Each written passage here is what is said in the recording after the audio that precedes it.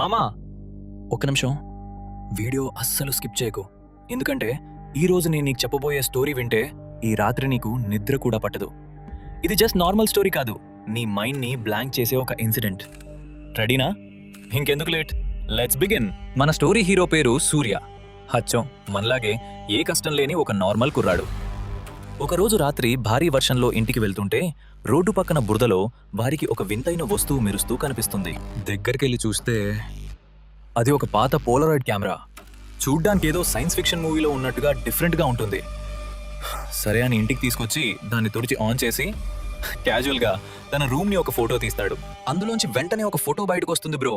అందులో వాడి రూమ్ క్లియర్గా కనిపిస్తుంది, కానీ ఒక చిన్న తేడా. ఆ ఫోటోలో కిటికీ అద్దం పగిలిపోయి నేల మీద ఒక పక్షి చనిపోయి పడుంటుంది. సూర్యకి ఏమీ అర్థం కాదు. కన్ఫ్యూజ్ అయ్యి కిటికీ వైపు చూస్తాడు. అక్కడ అద్దం బాగానే ఉంటుంది. అరే, నా రూమ్ కిటికీ బాగానే ఉంది కదా, ఈ కెమెరా పాడైపోయినట్టుంది అనుకుని పడుకుంటాడు. కానీ అసలు మైండ్ బ్లాక్ అయ్యే సీన్ ఇక్కడే జరుగుతుంది మామ.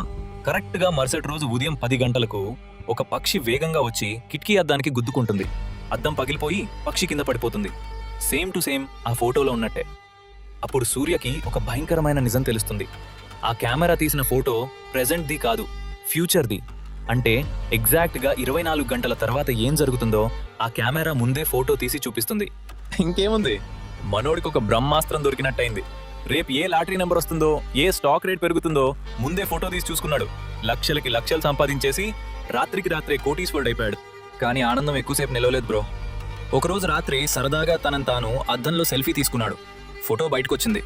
అది చూసి సూర్య గుండె ఆగిపోయినంత పనైంది. ఆ ఫోటోలో వాడు చనిపోయి ఉన్నాడు. వాడి వెనుక ఒక నల్లటి నీడ నిలబడి ఉంది. ఆ ఫోటో కింద టైం చూస్తే రేపు రాత్రి సరిగ్గా 11:59. సూర్యకి పిచ్చెక్కిపోయింది. ఎలాగైనా ఆ ఫ్యూచర్ని మార్చాలి. ఆ రోజంతా ఇంటి నుంచి బయటికి వెళ్ళలేదు. కిటికీలు, తలుపులు అన్నీ లాక్ చేసేసి చేతిలో ఆయుధం పట్టుకుని ప్రాణభయంతో కూర్చున్నాడు. టైం 11:58 ఏమీ జరగలేదు, ఎవరూ రాలేదు. టైం 11:59. సడన్ గా కెమెరా ఆటోమేటిక్గా ఆన్ అయింది. ఆ కెమెరా లెన్స్ లోంచి ఒక నల్లటి నీడ బయటకు రావడం స్టార్ట్ అయింది. అప్పుడే వాడికి అసలు నిజం తెలిసింది. ఆ కెమెరా ఫ్యూచర్ ని చూపించట్లేదు మామా, అది చూపించిన ఫ్యూచర్ ని అదే నిజం చేస్తోంది. ఫోటోలో ఉన్నది జరగడం కాదు, ఆ ఫోటో తీయడం వల్లే ఇదంతా జరుగుతోంది. ఆ తర్వాత ఏమైంది? ఆ నీడెవరు? సూర్య ప్రాణాలతో బయటపడ్డా లేదా?